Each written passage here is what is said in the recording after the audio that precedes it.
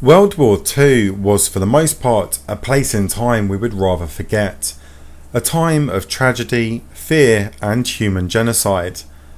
But with that, it also brought technological innovation thanks to the invention of the atomic bomb, albeit with a very heavy price to pay for humanity's advancement. The war went on for 6 long and arduous years, and in that time many mysteries would take place, so I decided to put together 5 of the best.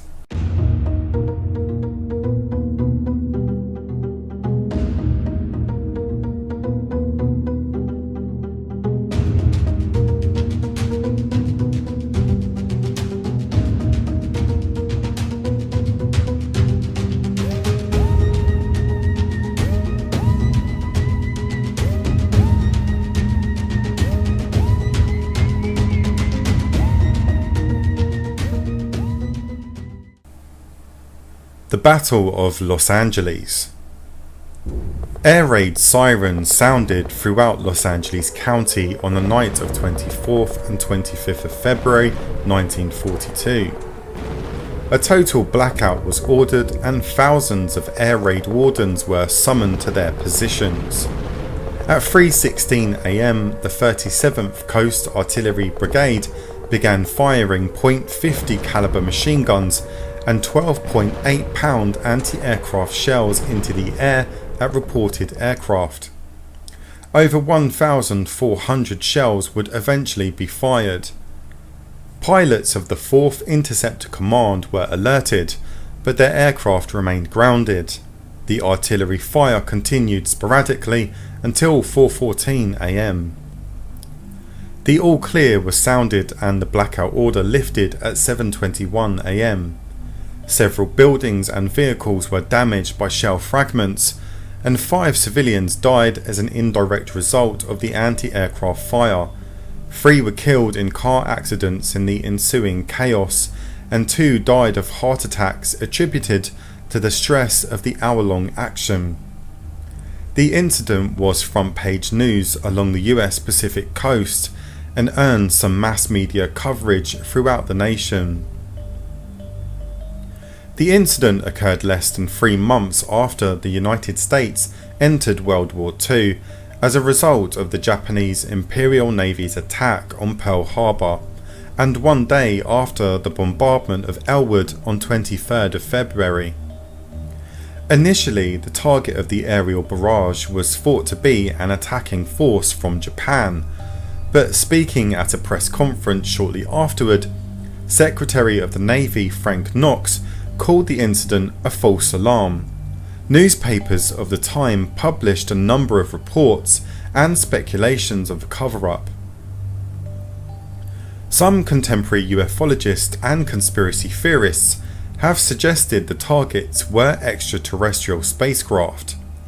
When documenting the incident in 1949, the United States Coast Artillery Association identified a meteorological balloon that was sent up at 1 am that started all the shooting, and concluded that once the firing started, imagination created all kinds of targets in the sky and everyone joined in.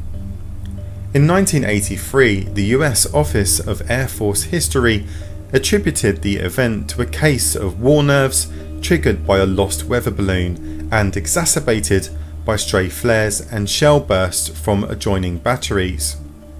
But the question remains, if the firing began because of a single target, i.e. the balloon, why did they continue shooting at one target for such a long period of time?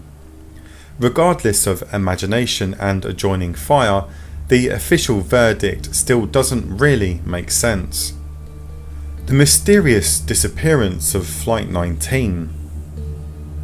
Flight 19 was the designation of a group of 5 Grumman TBM Avenger torpedo bombers that disappeared over the Bermuda Triangle on December 5, 1945, after losing contact during a United States Navy overwater navigation training flight from Naval Air Station Fort Lauderdale in Florida.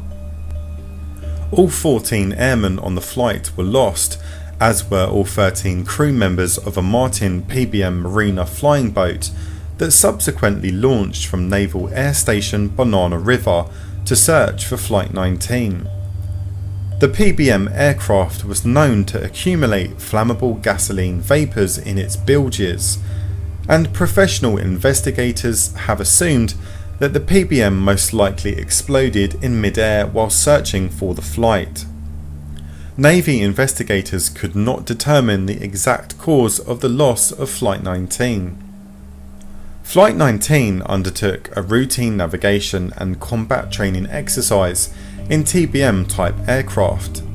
The assignment was called Navigation Problem Number 1, a combination of bombing and navigation, which other flights had completed or were scheduled to undertake that day. The flight leader was United States Navy Lieutenant Charles Carroll Taylor, who had about 2,500 flying hours, mostly in aircraft of this type, while his trainee pilots each had 300 total and 60 flight hours in the Avenger. Taylor had completed a combat tour in the Pacific Theatre as torpedo bomber pilot on the aircraft carrier USS Hancock, and had recently arrived from NAS Miami, where he had also been a VTB instructor.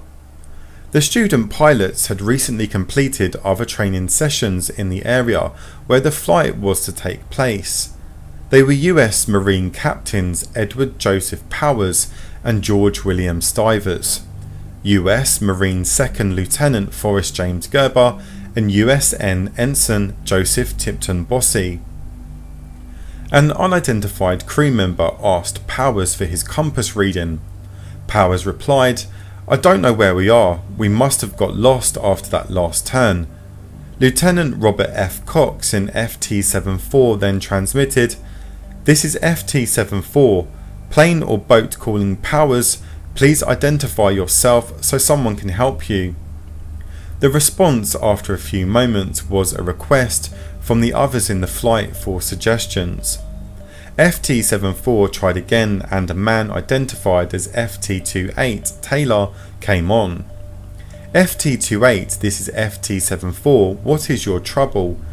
"Both of my compasses are out," Taylor replied, "and I am trying to find Fort Lauderdale, Florida. I am over land, but it's broken. I am sure I'm in the Keys, but I don't know how far down, and I don't know how to get to Fort Lauderdale."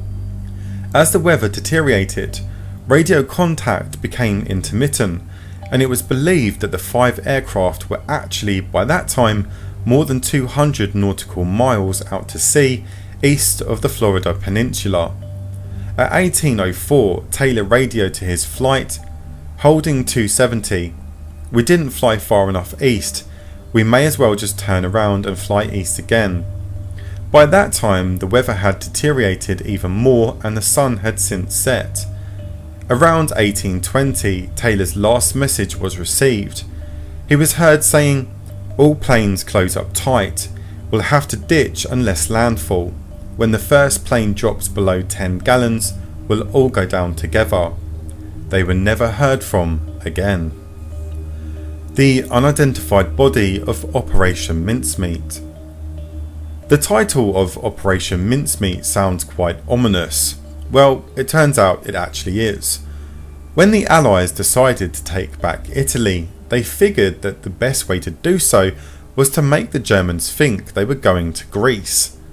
They did so by planting classified documents on a deceased person, but those documents actually contained falsities designed to throw Germany off the trail. When the fallen soldier carrying the identity card of Major Martin washed ashore in Spain, the Germans thought that they'd stumbled upon a game changer. Operation Mincemeat was a success, but the true identity of Major Martin is still a mystery. There are those who believe he was John Jack Melville, a sailor who died in the explosion of the HMS Dasher. Others say it was a homeless alcoholic from Wales named Glyn Michael. Whoever he may be, he played a vital role in thwarting the German war machine. Let's take this opportunity to remember people like him who fought and died to protect our way of life. The bell. It was called the Glock, German for the bell. Reportedly, this so-called wonder weapon was codenamed Project Kronos and was given the highest classification. It was said to resemble a giant metallic bell, hence the name. It was approximately 2.7 meters wide and 4 meters high. It was composed of an unknown metal and based out of Der Ries, a facility in Poland near the Czech border. The bell contained 2 counter-rotating cylinders said to contain a metallic liquid called Serum 525. Through an unknown process, when activated, the bell would emit an effect zone of approximately 200 meters. Within this zone, crystals would form in animal tissue, blood would coagulate and separate, while plants would rapidly decompose. Reportedly, many of the original scientists died horribly during the initial tests. The weapon was also able to rise off the ground and hover in the air, as it was destined and designed to be launched over the northern hemisphere, detonating in the jet stream and releasing deadly radioisotopes causing the death of millions. The main source for this report is a Polish journalist named Igor Witkowski, who claimed to have read about the weapon in KGB transcripts of the interrogation of SS officer Jacob Sporenberg. Sporenberg claims that the project was under the direction of SS General Hans Kammler, an engineer who disappeared after the war. Many believe that Kammler was smuggled into the United States, possibly with his prototype of the bell. The only physical trace of the project is the ruins of a concrete framework called the Henge, about 3 kilometers from the main complex of Der Ries, which is thought to have been a test rig for anti-gravity and propulsion experiments with the bell. Who betrayed Anne Frank? Probably the most famous story from World War II is that of Anne Frank and her family, who went into hiding from the Germans. They hid inside a secret attic apartment behind her father's business. This became known as the Anne Frank house. To this day, no one knows who made the call which led to her family being found, arrested and sent to a concentration camp. There were a number of suspects, in particular a cleaning lady by the name of Lena Hartog van Bladeren, who feared her husband may be arrested as well for conspiring to hide Jews. Anne's story is a powerful reminder of the destructive force of bigotry and fascism. Her memory lives on through her diary, which, despite her circumstances, managed to survive and become one of the most successful books of all time, selling more than 25 million copies. So, what do you make of these mysteries from World War II? Anti-gravity weapons that were designed to kill millions.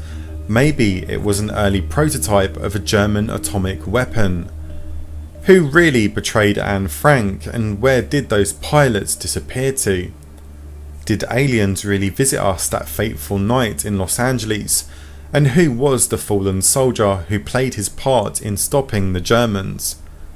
Whatever and whoever the case may be, these mysteries may never be solved.